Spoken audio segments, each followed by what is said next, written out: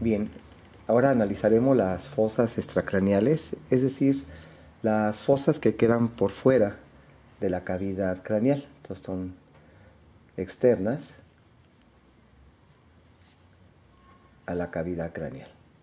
Porque ya habíamos estudiado que dentro de la cavidad craneal había la fosa craneal anterior, media y posterior que forman lo que sería propiamente la base del cráneo. De estas fosas que quedan fuera de la cavidad craneal tenemos la fosa temporal, la infratemporal y la fosa pterigo-palatina, que es la más pequeña, pero no por ser la más pequeña deja de ser importante esta fosa pterigo-palatina.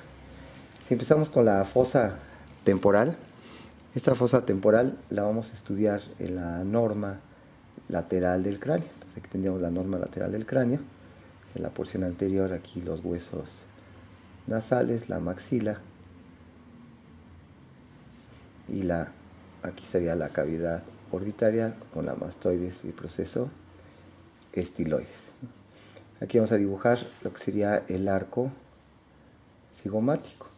Entonces vamos a encontrar que la fosa temporal se observa en la cara lateral del cráneo y hacia arriba va a estar limitado por las líneas temporales, la línea temporal superior y abajo estaría la línea temporal inferior. Entonces esos son los límites superiores de esta fosa temporal, estas líneas temporales que se extienden desde aquí, desde el proceso cigomático del frontal hasta atrás a lo que sería donde se encuentra la cresta supramastoidea, que se continúa con el meato auditivo externo, que está en la cresta supramastoidea arriba de la mastoides. Hacia abajo el límite lo va a formar una pequeña cresta, que es la cresta infratemporal del ala mayor del esfenoides, que es exactamente donde el ala mayor del esfenoides, de tener su porción vertical, el ala mayor del esfenoides para formar aquí el terion, y hacia abajo se continúa su porción horizontal del ala mayor del esfenoides. Ahí se encuentra esta pequeña cresta infratemporal como límite inferior de esta fosa temporal, que pasa más o menos al nivel donde estaría el borde inferior del arco cigomático. Entonces el arco cigomático, su borde inferior, también representa el límite inferior de esta fosa temporal. Lateralmente estaría el arco cigomático y la aponeurosis, ¿sí?, o la fascia temporal, que se inserta en la línea temporal superior, y hacia abajo la describíamos que se inserta en el borde superior del arco cigomático. Esos serían los límites laterales de esta fosa temporal. Entonces la fascia temporal y el arco cigomático. Medialmente encontraríamos lo que sería la escama del temporal junto con las alas mayores del esfenoides y la cara posterior de lo que sería el hueso malar o cigomático.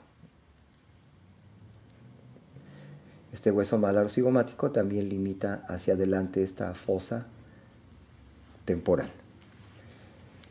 ¿Qué contenidos tenemos en la fosa temporal? Vamos a observar que principalmente está ocupado por el músculo temporal, que ya lo habíamos descrito, que se inserta aquí en la escama del temporal y en la cara profunda de la fascia temporal, y que pasa a través de la fosa temporal medial al arco cigomático para insertarse en el proceso coronoides de la rama de la mandíbula. Aquí tendríamos el cóndilo mandibular y aquí el proceso coronoides, donde llega a insertarse el músculo temporal, que es el principal elemento que se aloja en la fosa temporal.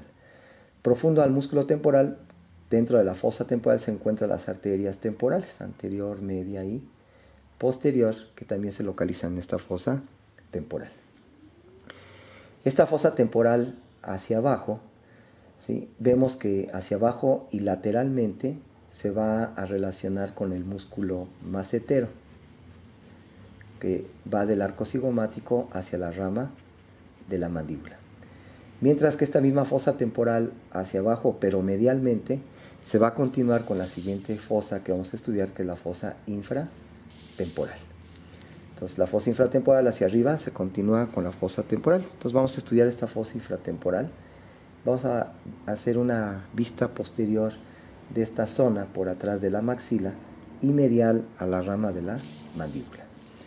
Esquemáticamente pondríamos el dorso de la silla turca con las clinoides posteriores y el sitio donde se corta la unión entre el cuerpo del esfenoides y el proceso basilar del occipital, que se continúa con él, forma parte del clivus en la cara endocraniana. Aquí en la cara inferior del cuerpo del esfenoides estarían los procesos pterigoides con su lámina lateral y su lámina medial.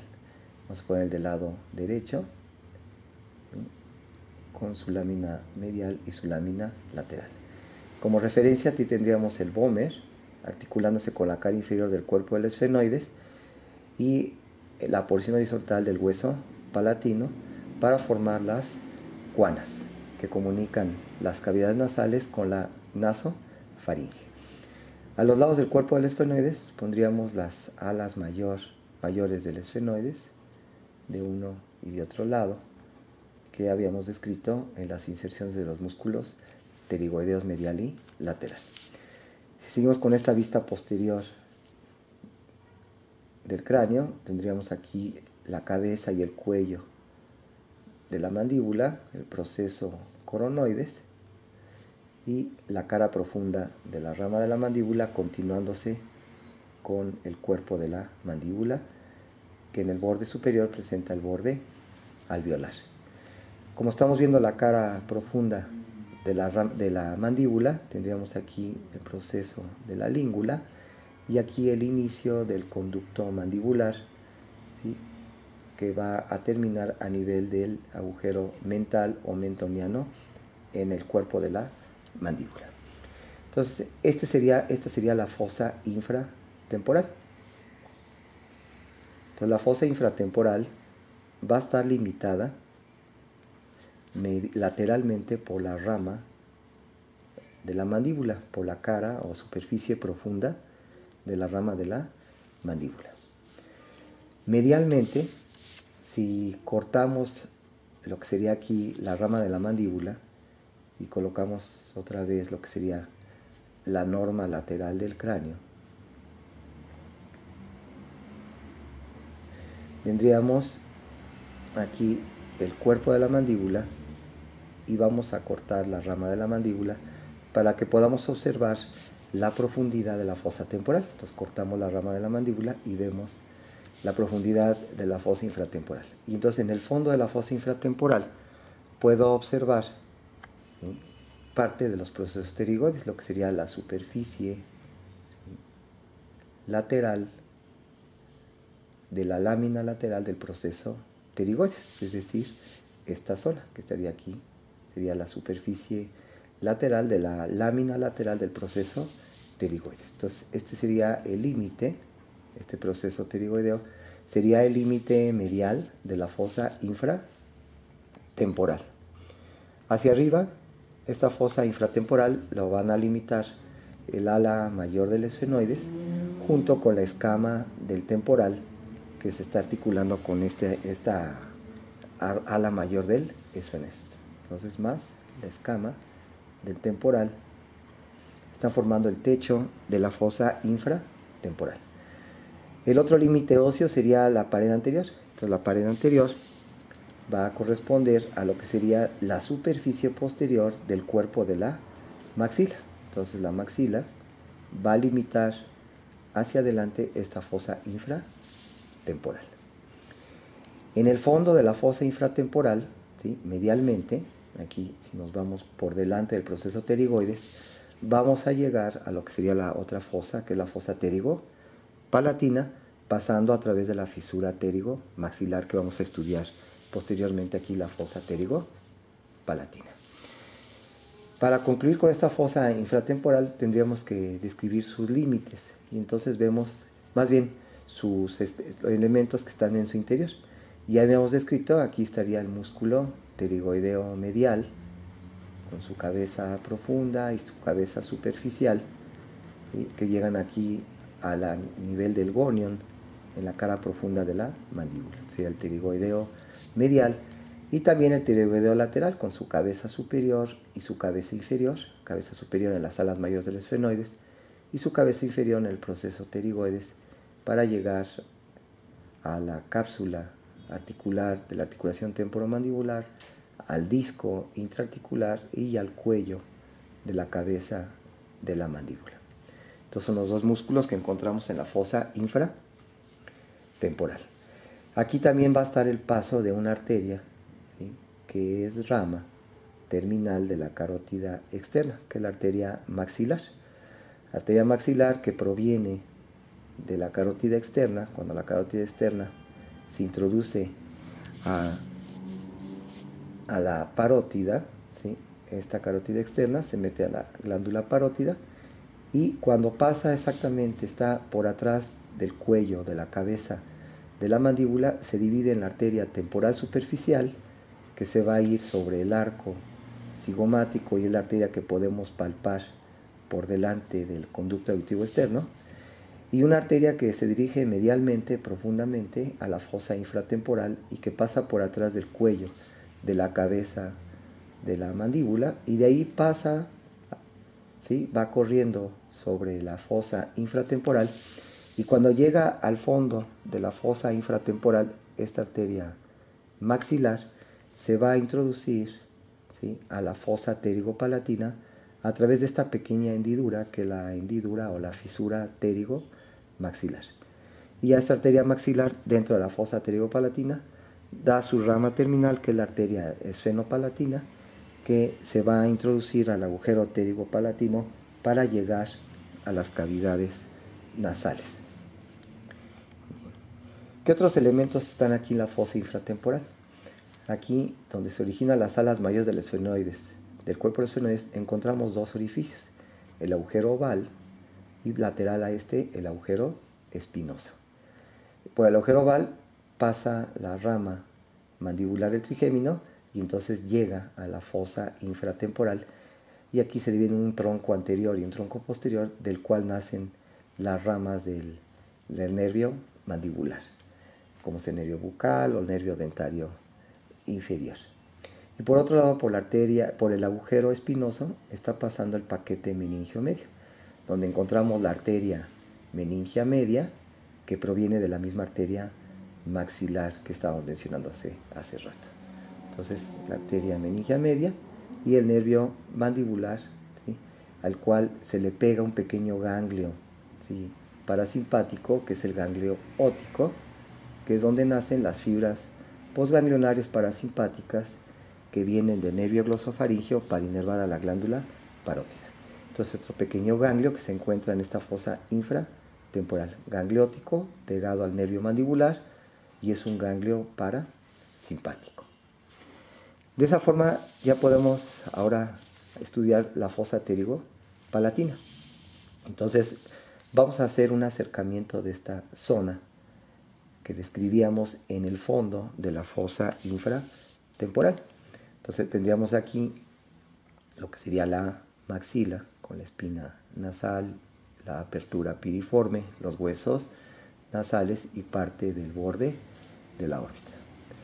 Y aquí en el fondo tendríamos los procesos pterigoides. El proceso pterigoides, y que hacia adelante estos procesos pterigoides van a limitar una pequeña hendidura, que es la fisura pterigomaxilar. Entonces, la fisura pterigomaxilar se encuentra limitada hacia atrás por el proceso pterigoides y hacia adelante por la superficie posterior de la maxila. De esa forma podemos introducirnos a esta pequeña fosita, que es la fosa pterigopalatina, que se describe que tiene la forma de una gota invertida, como si fuera una gota de agua, pero invertida. ¿Cuáles van a ser los límites de esta fosa pterigopalatina? Aquí podemos ir estudiando sus límites. Vamos a tener que en su porción anterior se encuentra la superficie posterior de la maxila. El límite posterior sería el proceso pterigoides que se están uniendo hacia adelante. Las dos láminas del proceso pterigoides se unen y hacia atrás están separados y limitan esta pequeña fosa, que es la fosa pterigoidea, que hacia arriba presenta una pequeña depresión, que es lo que se denomina la fosa escafoidea, que no es más que la porción superior de esta fosa pterigoidea. Entonces, estas dos láminas del proceso pterigoides hacia adelante se unen y van a limitar en sentido posterior esta fosa pterigopalatina. Hacia arriba lo van a estar limitando parte del esfenoides, propiamente el origen de las alas mayores del esfenoides uniéndose al cuerpo del esfenoides. Serían estructuras que están limitando hacia arriba esta fosa pterigopalatina. El ala mayor del esfenoides uniéndose al cuerpo del esfenoides. Medialmente se encuentra la porción vertical del hueso palatino. Entonces, medialmente, la porción vertical del hueso palatino. Si recordamos el dibujito de cubista de lo que era el cuerpo de la maxila, con su cara superior y su cara medial, entonces la maxila del lado derecho, y aquí estaría su cara medial, su cara posterior y el piso. Ya habíamos descrito aquí el proceso cigomático de la maxila, que se une, se articula con el hueso cigomático, y aquí habíamos puesto el proceso frontal de la maxila. Y aquí, horizontalmente, dirigiéndose a la línea media, el proceso palatino de la maxila, que se articula con el otro proceso palatino de la maxila, y aquí tendríamos la otra maxila, el cuerpo de la maxila. Esto lo habíamos escrito en los huesos faciales. Entonces aquí estaría la unión con el otro proceso palatino. Y aquí teníamos el borde alveolar superior, que está formado por las maxilas. Y este proceso palatino de la maxila, hacia atrás, se articula con la porción horizontal del hueso palatino, que hacia arriba presenta su porción vertical del palatino. Quiere decir que aquí vendría la porción vertical del palatino, y acá atrás estaría el cuerpo del esfenoides, ¿sí?, con la silla turca y el dorso de la silla turca. Y de la cara inferior del cuerpo del esfenoides, saliendo hacia abajo, lo que serían los procesos pterigoides desde un lado, y aquí vendría el del otro lado. Quiere decir que aquí atrás estarían las cuanas, y aquí adelante no vamos a dibujar, estaría adelante del cuerpo del esfenoides, estaría el etmoides, ¿no?, que ya hemos descrito en forma de una balanza con la crista Galli. Aquí abajo la lámina perpendicular del etmoides, las masas laterales del etmoides, aquí con la lámina papirácea, porque aquí se encontraría la pared medial de la órbita, y acá abajo vendría el vómer. Entonces aquí lo interesante es ver que esta porción, la porción vertical del hueso palatino, que ya hemos dicho que tiene forma de una letra L, ¿sí?, esta porción vertical de la L, se encuentra entre la maxila y los procesos pterigoides, y que ahorita estamos entrando por aquí lateralmente, ¿sí?, por atrás de la maxila, caemos entre el proceso pterigoides, y en el fondo estaría la porción vertical del hueso palatino. Entonces, en este fondo estaría la porción vertical del palatino. Quiere decir que si rompemos aquí la porción vertical del palatino, caeríamos hacia las cavidades nasales. De hecho, aquí vamos a observar un pequeño orificio, que es el orificio pterigopalatino, donde se introduce la arteria esfenopalatina, rama terminal de la arteria maxilar. Muy bien. Entonces, ya una vez que tenemos identificado los límites de la fosa pterigopalatina, vamos a observar que esta fosa pterigopalatina es pequeña, pero tiene comunicaciones con gran parte de estructuras extracraneales e intracraneales. De esa forma vamos a tener que en su pared posterior van a estar desembocando hacia arriba y atrás, va a estar desembocando un orificio, que es el foramen redondo. Entonces el foramen redondo está desembocando en la fosa pterigopalatina en su pared posterior, en su extremo superior.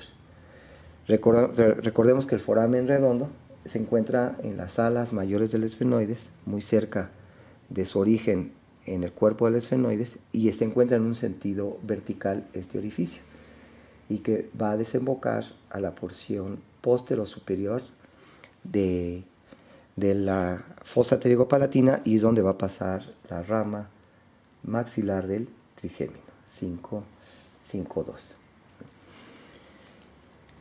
Inmediatamente por abajo de este pequeño foramen redondo se encuentra un pequeño canal,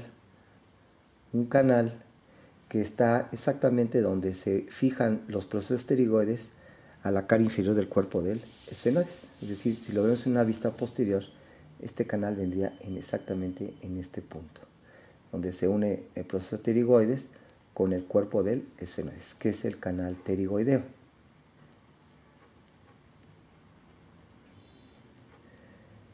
Este canal pterigoideo da paso al nervio del canal pterigoideo, que antes se denominaba nervio vidiano. ¿Sí? Es el nervio del canal pterigoideo, antes se denominó nervio vidiano, que se abre paso hacia adelante y desemboca también en la pared posterior y en su extremo superior de la fosa pterigopalatina. Ahora, si nos introducimos por este pequeño canal del nervio pterigoideo, ¿sí?, hacia atrás llegaríamos hacia el foramen lacerum. Entonces recordemos, en la base del cráneo, ¿no?, vamos a dibujar en la fosa craneal media los procesos en la porción de esta porción petrosa del temporal, y que tenía su borde superior que limitaba la fosa craneal media de la fosa craneal posterior. Ese sería el borde superior de la porción petrosa del temporal, o del peñasco del temporal. Aquí sería el vértice del temporal, de la roca del temporal, que se relaciona con el dorso de la silla turca. Aquí esquemáticamente tendríamos la silla turca, y a los lados de la silla turca los canales de los senos cavernosos, donde va pasando la carótida interna. Recordemos aquí el agujero lacerum, aquí entre las alas mayores del esfenoides y la porción petrosa del temporal, y más hacia adelante en las alas mayores del esfenoides el agujero oval y el agujero espinoso, que los habíamos descrito aquí en las alas mayores del esfenoides, donde pasa el nervio mandibular y la arteria meningia media. Aquí sería la cara antero superior del peñasco, donde encontramos la fosita para el ganglio del trigémino, la fosita de Gasser, y más lateralmente aquí estaría la eminencia arcuata, que se relaciona con el canal semicircular anterior, y más lateralmente el techo de la caja del tímpano, el tegmen tímpani. Entonces estamos en la cara antero superior del peñasco, en el piso medio. Y aquí hemos descrito dos pequeños hiatos de unos conductos, ¿sí? Aquí vendría el hiato del conducto del surco del nervio petroso mayor, que se va así antero-medial, y lateral a este el surco, el canal y el pequeño hiato del nervio petroso menor. Entonces aquí viene el hiato del nervio petroso mayor, y aquí el del petroso menor, ¿sí? El nervio petroso mayor proviene del nervio facial. Recordemos que el nervio facial se localiza en el interior del peñasco. Aquí tendríamos como referencia en la fosa craneal posterior el meato auditivo interno, donde se mete el facial junto con el vestíbulo coclear. Entonces el nervio facial, en el fondo del conducto auditivo interno, se va a meter en el acueducto del facial. Y ya dentro del acueducto del facial, el nervio facial presenta su ganglio geniculado, o rodilla externa del facial. Y de este ganglio geniculado se origina un nervio, que es el nervio petroso mayor. Y este nervio petroso mayor sale del peñasco a través de su pequeño hiato y canal, que es el canal del nervio petroso mayor. Y de ahí se va a dirigir hacia el foramen lacerum. Recordemos que en el foramen lacerum se encuentra en su interior la carótida interna, ¿sí?, que viene del conducto carotidio que está dentro del peñasco. Y también aquí en el agujero lacerum habíamos descrito que se encuentra el cartílago de la tuba auditiva, es decir, la porción cartilaginosa de la tuba auditiva. Entonces, este nervio petroso mayor se va a introducir a este agujero lacerum inmediatamente por abajo de la carótida interna, y de ahí va a salir del cráneo para dirigirse hacia abajo y adelante para introducirse en el canal pterigoideo, ¿sí? Entonces aquí atrás de las alas mayores del esfenoides es donde vendría el peñasco, y entre los dos estaría el agujero lacerum, y de ahí pasa este pequeño nervio petroso mayor para dirigirse hacia abajo y adelante para introducirse al conducto pterigoideo y llegar a la fosa pterigo-palatina. Antes de que llegue a este conducto pterigoideo, al nervio petroso mayor se le une el nervio petroso profundo.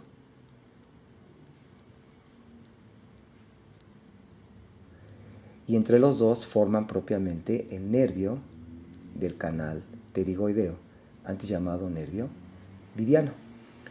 Este nervio petroso profundo proviene del plexo carotidio simpático que va acompañando, ¿sí?, a la carótida interna. Entonces la carótida interna entra al cráneo acompañada por un plexo carotidio simpático que lleva sobre todo fibras postganglionares simpáticas que provienen del ganglio cervical superior, del ganglio simpático cervical superior. Nacen fibras postganglionares simpáticas que forman el plexo carotidio, y fibritas de este van a formar el nervio petroso profundo, que se va a unir al petroso mayor para formar el nervio, ¿sí?, del canal pterigoideo. A su vez hay que recordar que el nervio petroso mayor, que viene del nervio facial, tiene fibras preganglionares parasimpáticas. Estas fibras preganglionares parasimpáticas, ¿sí?, van a llegar a través del nervio del conducto pterigoideo, van a llegar a un pequeño ganglio que está dentro de la fosa pterigopalatina y que está pegado como mosquita al nervio maxilar, que ya decíamos entra a la fosa pterigopalatina a través del agujero o el foramen redondo. Y este es el ganglio, ¿sí?, pterigopalatino, que se encuentra en la fosa pterigopalatina. Es el ganglio pterigopalatino, antes llamado esfenopalatino. Y este ganglio pterigopalatino es un ganglio parasimpático de la cabeza, y es donde van a hacer sinapsis las fibras preganglionares parasimpáticas que provienen del nervio petroso mayor, que a su vez viene del nervio facial, y de esa forma, de este ganglio pterigopalatino van a salir fibras postganglionares parasimpáticas muy importantes para la glándula lagrimal.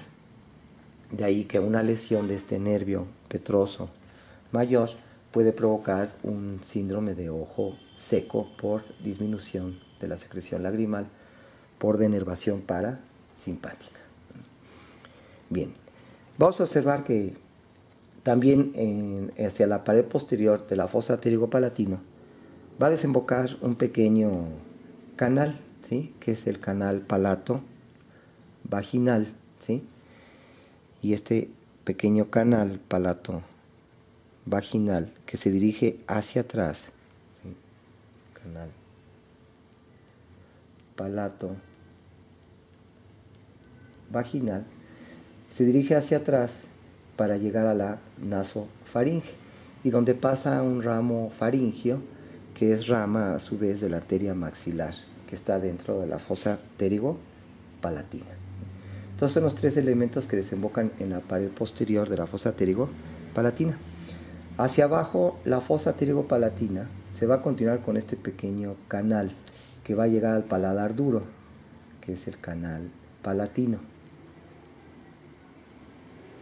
Y por este canal palatino van a estar pasando ramas del nervio maxilar, ¿sí? Que son los nervios palatinos mayores y menores, que van a pasar a través de los agujeros palatinos y mayores que habíamos descrito que se encuentran en el paladar duro, ¿sí? Recordemos que si vemos el paladar por arriba, ¿sí? Más bien una vista inferior del paladar, es decir, el techo de la cavidad oral, aquí estaría el borde alveolar, el proceso palatino de la maxila y la porción horizontal del hueso palatino. Es decir, que andamos aquí, en este sitio, como estuviéramos viendo por abajo los procesos palatinos de la maxila. Y de esa forma, aquí se encuentran los agujeros palatinos mayores y menores, donde van a pasar estos nervios palatinos a través de, primero por el canal palatino, y que son ramas del nervio maxilar, y que es importante para dar la inervación al paladar y también a la arcada dentaria superior. Si nos vamos hacia la pared anterior de la fosa pterigo-palatina, vamos a encontrar que se comunica con la fisura orbitaria inferior, que se encuentra entre el piso de la órbita, que está formado por la maxila, y las alas mayores del esfenoides hacia arriba. Es la fosa, ¿sí? Es la fisura orbitaria inferior.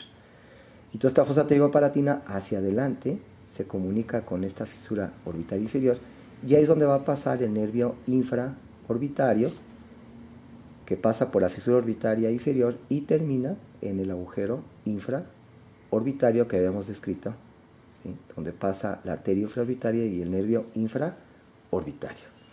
Entonces, si nos introducimos por esta fosa, esta fisura fisura orbitaria inferior, caemos a la pared anterior de la fosa pterigo-palatina y va pasando la arteria infraorbitaria, que es rama de la maxilar, y el nervio infraorbitario, que es rama de 5-2. ¿Con quién más se va a comunicar esta fosa pterigo-palatina? En el fondo de esta fosa pterigo-palatina se encuentra un orificio que va a comunicar a la fosa pterigo-palatina con las cavidades nasales. Entonces es el foramen pterigo-palatino. Entonces el foramen pterigo-palatino se encuentra en la cara medial de la fosa pterigo-palatina y que desemboca en las paredes laterales de las cavidades nasales. A través de esta fosa pterigo-palatina pasa la rama terminal de la arteria maxilar, que es la arteria esfenopalatina. Y esa arteria esfenopalatina, entonces, a través de este agujero pterigo-palatino va a llegar a las cavidades nasales, dando las arterias de las conchas, de los cornetes o cornetes, de los meatos y arterias septales. Y esta arteria esfenopalatina es causa de epistaxis, es decir, de sangrado a través de la nariz, y es una epistaxis a veces muy profusa, que es la epistaxis posterior, que muchas veces hay que hacer un taponamiento posterior a las cavidades nasales, o bien hacer una ligadura de la arteria esfenopalatina para ceder la epistaxis, este sangrado que puede ser muy profuso y puede provocar hasta un estado de choque en el enfermo. Por último, habíamos comentado que esta fosa pterigo-palatina se comunica lateralmente con la fosa infratemporal a través de la fisura pterigo-maxilar. Entonces, la fisura pterigo-maxilar es la fisura que comunica la fosa infratemporal con la fosa pterigo-palatina, es la fosa pterigo-maxilar.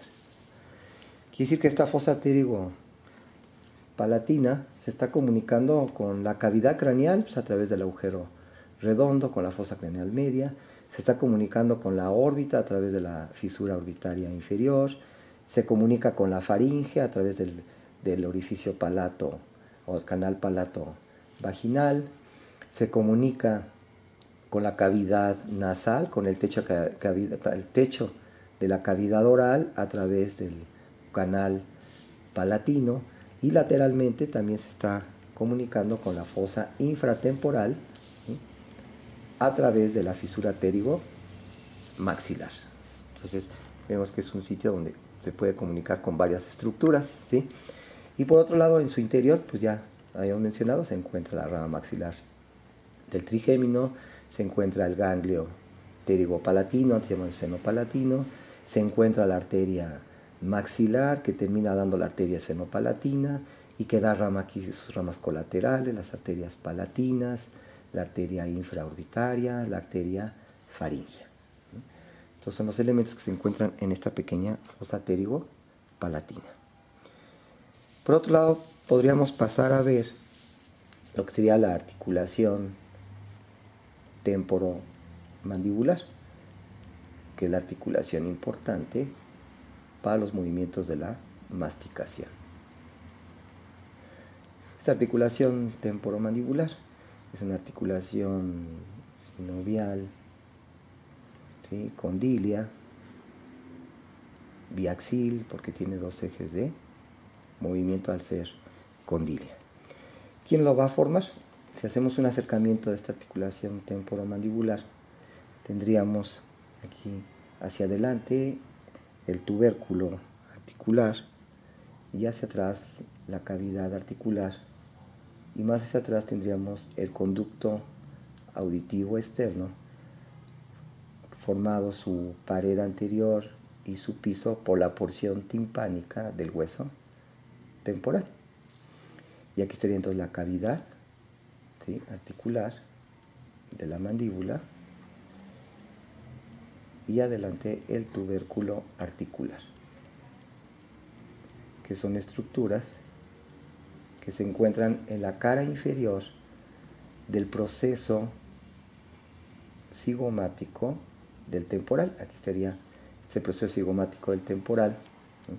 Aquí arriba vendría lo que sería la escama del temporal, y aquí más atrás estaría la porción mastoidea del hueso temporal. Y entonces aquí tendríamos la cabeza de la mandíbula con su cuello, y aquí adelante estaría el proceso coronoides, sería la rama de la mandíbula. Es del lado izquierdo. Aquí lo que hicimos fue quitar al músculo macetero. Entonces vemos que las superficies articulares lo forman la cabeza de la mandíbula, o lo que es propiamente el cóndilo de la mandíbula. Aquí abajo tenemos el cuello de la cabeza de la mandíbula, y aquí arriba la cavidad mandibular o la cavidad articular, que se encuentra en la cara inferior del proceso cigomático del temporal, y adelante como una especie de un tope, que sería el tubérculo articular. Esas serían las superficies articulares de la articulación temporomandibular. Estas superficies articulares están cubiertas por un cartílago que, a diferencia de otras articulaciones, no es cartílago hialino, sino predomina un fibrocartílago. Entonces tengo el cartílago articular. Y esta articulación tiene la característica que va a presentar un pequeño disco articular que divide la cavidad articular en dos compartimientos. Tiene su disco articular, que es el que se lesiona, y es cuando el paciente refiere con una sensación de tronido cada vez que abre y cierra la boca. Generalmente nos habla de una lesión de este pequeño disco articular, que también está formado de fibrocartílago. Esta articulación temporomandibular va a presentar su cápsula articular, y esta cápsula articular está formada por una membrana sinovial y una membrana fibrosa. La membrana sinovial se va a encontrar profundamente a la membrana fibrosa y se va a reflejar a los lados, en la periferia de las superficies articulares, y es lo que va a producir el líquido sinovial de esta articulación, que decimos es sinovial, condilia, biaxil. Y por otro lado, la membrana fibrosa se va a estar fijando ¿sí? También en la periferia de las superficies articulares. Entonces vamos a tener que hacia adelante se está fijando en el tubérculo articular, hacia atrás se fija en lo que sería esta pequeña fisurita, esta sutura que se encuentra entre la porción timpánica del temporal y la escama del temporal, que es la sutura tímpano-escamosa. Entonces atrás la sutura tímpano-escamosa. El resto hacia arriba en la periferia, tanto medial como lateralmente a la cavidad articular, y hacia abajo esta cápsula articular se va a fijar al cuello de la mandíbula. Entonces esas son las inserciones de esta cápsula articular, ¿sí? En su porción de la membrana fibrosa, ¿sí? Entonces aquí en el cuello, ¿sí? En los márgenes de la cavidad articular, hacia atrás llega hasta la sutura tímpano-escamosa y hacia adelante llega a la superficie del tubérculo articular. Esta articulación va a presentar ligamentos, ¿sí? De estos ligamentos tenemos 3 ligamentos extracapsulares. Tenemos el ligamento lateral. Y este ligamento lateral se inserta hacia arriba en el tubérculo y después se dirige de ahí adherido o muy en relación con la membrana fibrosa de esta cápsula articular, se dirige hacia atrás para llegar al cuello de la mandíbula. Entonces va diagonal desde el tubérculo, ¿sí? Se relaciona con la cápsula articular y llega hasta el cuello del cóndilo de la mandíbula. Y tenemos otros 2 ligamentos extracapsulares, que serían el ligamento esfenomandibular y el ligamento estilomandibular. El esfenomandibular, vamos a tratar de representarlo en este esquema. Vamos a poner la otra mandíbula, ¿sí? El proceso coronoides, y aquí viene la rama y continuándose aquí con el cuerpo de la mandíbula. Entonces, pegadito al agujero espinoso, en las alas mayores del esfenoides, aquí se encuentra en su cara inferior de las alas mayores del esfenoides la espina del esfenoides. Entonces, de esta espina del esfenoides se va a originar el ligamento, ¿sí? Esfenomandibular, que aquí vamos a poner en la cara profunda de la mandíbula estaría la língula que ya hemos descrito, y aquí estaría el pequeño conductillo mandibular. Entonces va a ir de la espina del esfenoides hacia la espina lingular, hacia la língula, y ese sería el ligamento, ¿sí? Esfenomandibular, que es un ligamento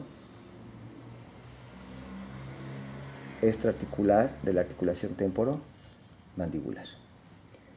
Y por último tendríamos otro ligamento que va a ir desde el proceso estiloides, que está aquí en la cara inferior de la porción petrosa del temporal, y de ahí se va a dirigir hacia abajo y adelante y ligeramente hacia afuera para llegar a la cara profunda del gonion de la mandíbula, ¿sí? Que es el ligamento estilomandibular. Entonces va del proceso estiloides del hueso temporal hacia el gonion de la mandíbula en su cara profunda. Estos 2 ligamentos lo que hacen es elevar a la mandíbula, la mantienen elevada, venciendo así la fuerza de la gravedad, el estilomandibular y el esfenomandibular, ¿sí? Para concluir esta articulación hay que tener presente que esta articulación presenta varios movimientos, como serían, ¿sí?, la elevación y depresión de la mandíbula. Entonces presenta la elevación y depresión de la mandíbula, ¿sí? Elevación de la mandíbula son importantes el macetero, el músculo temporal y también el pterygoideo medial. Eso ayuda a la elevación de la mandíbula.